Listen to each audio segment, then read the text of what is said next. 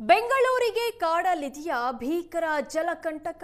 ಕನಿಷ್ಠ ಮಟ್ಟಕ್ಕೆ ಜಲಾಶಯಗಳ ನೀರಿನ ಪ್ರಮಾಣ ತಗ್ಗಿದೆ. ಕಾವೇರಿ ನೀರಾವರಿ ನಿಗಮಕ್ಕೆ ಜಲಮಂಡಳಿ ಪತ್ರ ಬರೆದಿದೆ. ಬೆಂಗಳೂರಿಗಾಗಿ ನೀರು ಶೇಖರಣೆಗೆ ಬಿಡಬ್ಲ್ಯೂಎಸ್ಎಸ್ಬಿ ಪತ್ರ ಬರೆದಿದೆ.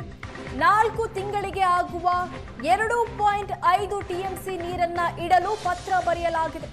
ಮಳೆ ಬಾರದಿದ್ರೆ ಬೆಂಗಳೂರಿಗೆ ಜಲ ಸಂಕಷ್ಟ ಕಟ್ಟಿಟ್ಟ ಬುತ್ತಿ.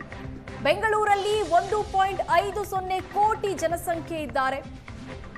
11.5 ಲಕ್ಷಕ್ಕೂ ಹೆಚ್ಚು ನೀರಿನ ಸಂಪರ್ಕ ಅಗತ್ಯ ಇದೆ. ಜಲಾಶಯಗಳಲ್ಲಿ ನೀರಿನ ಸಂಗ್ರಹ ಕಳೆದ ವರ್ಷಕ್ಕೆ ಹೋಲಿಸಿದ್ರೆ ಕಡಿಮೆ ಆಗಿದೆ. ಸೆಪ್ಟೆಂಬರ್ನಿಂದಲೇ ಬೆಂಗಳೂರಲ್ಲಿ ನೀರಿನ ಅಭಾವ ಆಗುವ ಸಾಧ್ಯತೆ ಇದೆ.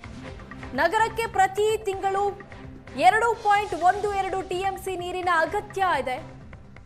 ಆದರೆ ಸದ್ಯ ಬರಗಾಲ ಕಾಡುತ್ತಾ ಅನ್ನೋ ಭೀತಿ ಎದುರಾಗಿದೆ. ಕನಿಷ್ಠ ಮಟ್ಟಕ್ಕೆ ಜಲಾಶಯಗಳ ನೀರಿನ ಪ್ರಮಾಣ ತಗ್ಗಿದೆ. ಕಾವೇರಿ ನೀರಾವರಿ ನಿಗಮಕ್ಕೆ ಜಲಮಂಡಳಿ ಪತ್ರ ಬರೆದಿದೆ.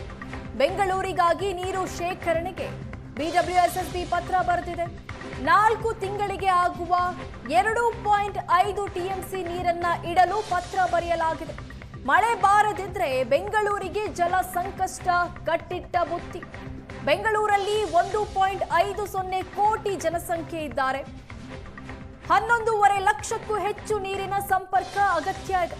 ಜಲಾಶಯಗಳಲ್ಲಿ ನೀರಿನ ಸಂಗ್ರಹ ಕಳೆದ ವರ್ಷಕ್ಕೆ ಹೋಲಿಸಿದ್ರೆ ಕಡಿಮೆ ಆಗಿದೆ. ಸೆಪ್ಟೆಂಬರ್ನಿಂದಲೇ ಬೆಂಗಳೂರಲ್ಲಿ ನೀರಿನ ಅಭಾವ ಆಗುವ ಸಾಧ್ಯತೆ ಇದೆ. ನಗರಕ್ಕೆ ಪ್ರತಿ ತಿಂಗಳು 2.12 ಟಿಎಂಸಿ ನೀರಿನ ಅಗತ್ಯ ಇದೆ. ಆದರೆ ಸದ್ಯ ಬರಗಾಲ ಕಾಡುತ್ತಾ ಅನ್ನೋ ಭೀತಿ ಎದುರಾಗಿದೆ.